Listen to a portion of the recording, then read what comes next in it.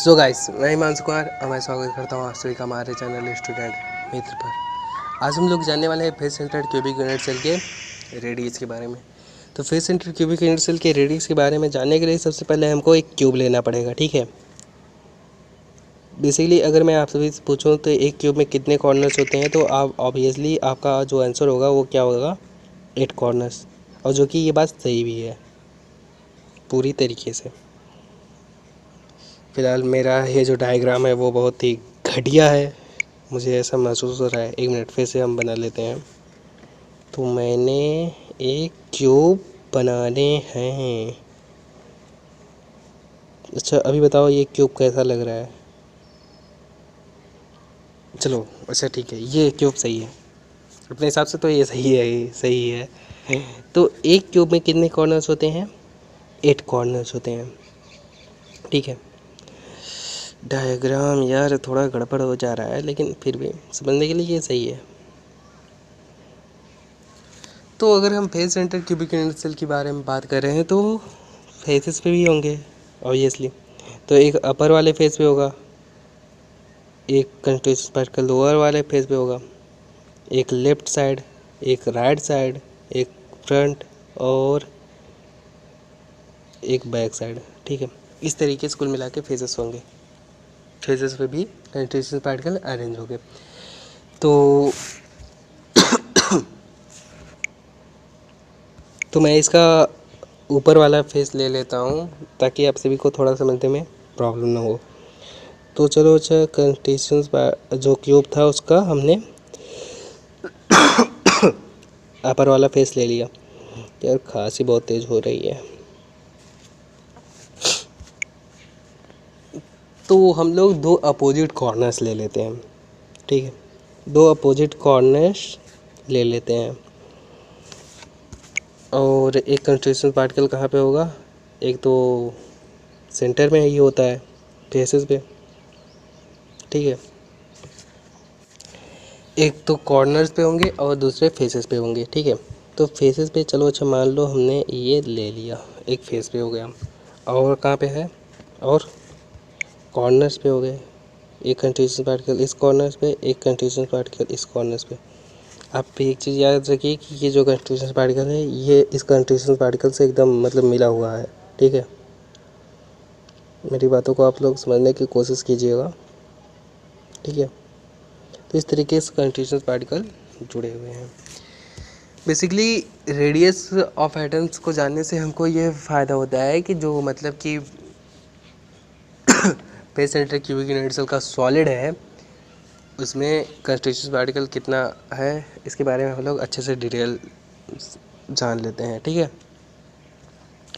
तो एक रेडियस तो इसका हो गया और दूसरा रेडियस इस वाले कंस्टिट्यूशन पार्टिकल का हो गया, और इसका तो एक रेडियस इसका हुआ और एक रेडियस इसी का हुआ।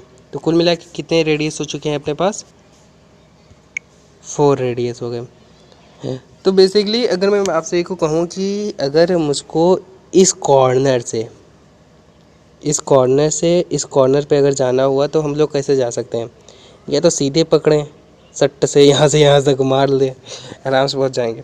बट अगर मैं पूछूं कि और कोई रास्ता है तो ऑब्वियसली आपका आंसर होगा हाँ। या तो हम लोग इस साइड से जाएं, यूं करके यूं करके पहुंच सकते हैं, या तो इस साइड से भी जा सकते हैं, ठीक है। कहीं से भी जाओ पहुंचना तो यहीं पे है। तो अगर मैं इस साइड का व्यू ले लूँ, ठीक है। चलो अच्छा मैं इस साइड से जा रहा हूँ, ठीक है। मैंने इस साइड को चुन लिया। तो इसमें एक्सियल लेंथ कितने लगे, ऑब्वियसली 2 एक्सियल लेंथ लगे, ठीक है। एक एक्सियल लेंथ ये वाला, एक एक्सियल लेंथ ये वाला। तो a plus a equal to 4r हो जाएगा, ऑब्वियसली हो जाएगा यार।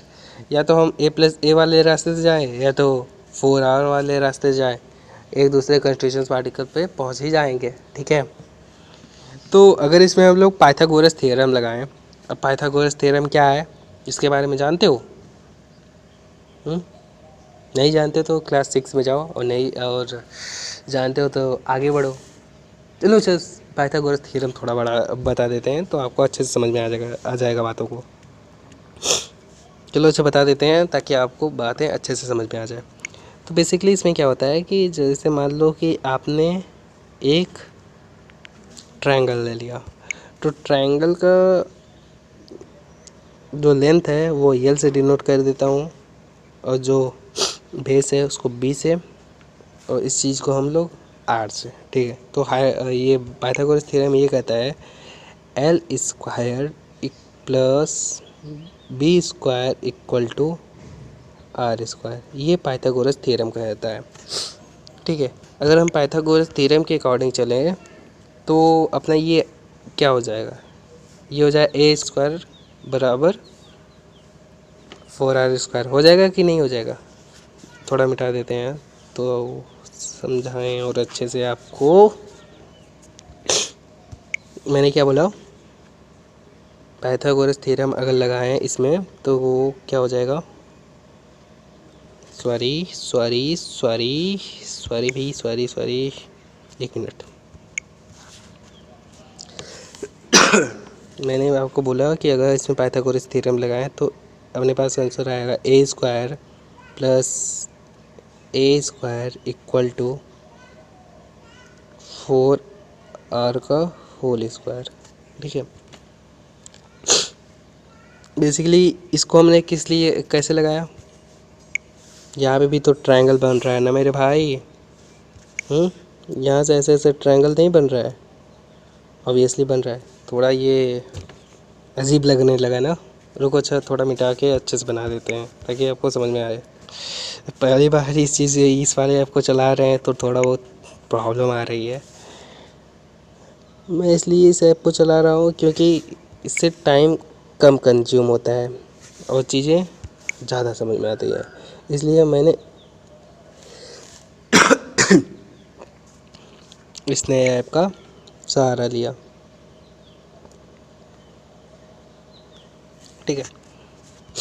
तो मैंने ये बोला कि एक तो इस कंस्टिट्यूशन पार्टिकल का रेडियस हो गया, एक इस कंस्टिट्यूशन पार्टिकल का रेडियस हो गया, जबकि बीच वाले कंस्टिट्यूशन पार्टिकल का जो रेडियस है वो डबल आर ना। और एक्सियल लेंथ की बात करें तो एक एक्सियल लेंथ ये वाला रहा, एक एक्सियल लेंथ ये वाला रहा, ठीक है।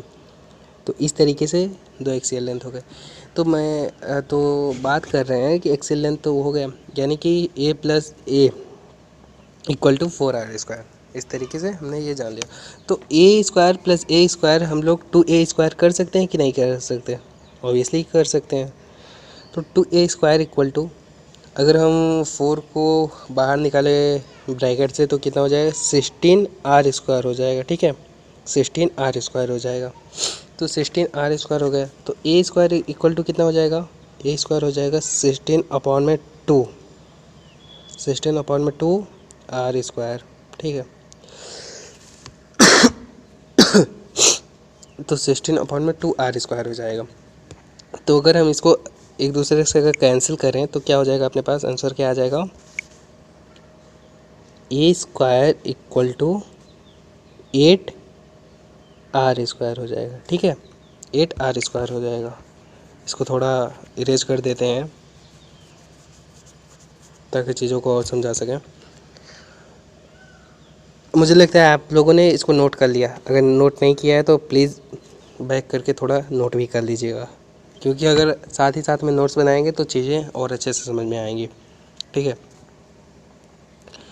तो अगर हम केवल ए की बात करें, ए स्क्वायर था, ए स्क्वायर क्या हो गया, 8r स्क्वायर। तो ए की ओनली वन बात करें, देखो फिर से मुझसे मिस्टेक हो गई ना।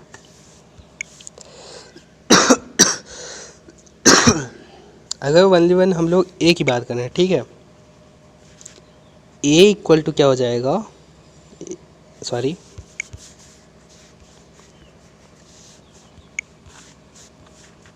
अगर हम ओनली वन ए की बात करें, ए इक्वल टू क्या हो जाएगा,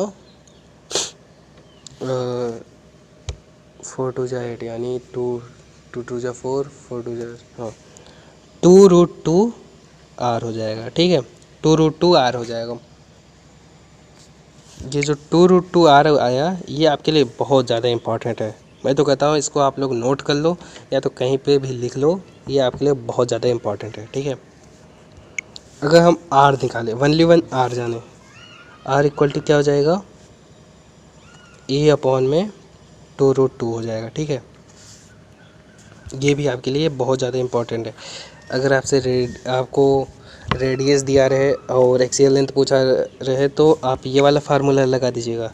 अगर रेडियस पूछा रहे और एक्सियल लेंथ दिया रहे तो ये वाला फार्मूला आप लगा दीजिएगा, आपको आंसर मिल जाएगा, ठीक है। तो इस तरीके से हमने फेस सेंटर क्यूबिक यूनिट्स को ख़त्म कर लिया। अब हम लोग आगे बात करेंगे बॉडी सेंटर क्यूबिक यूनिट्स।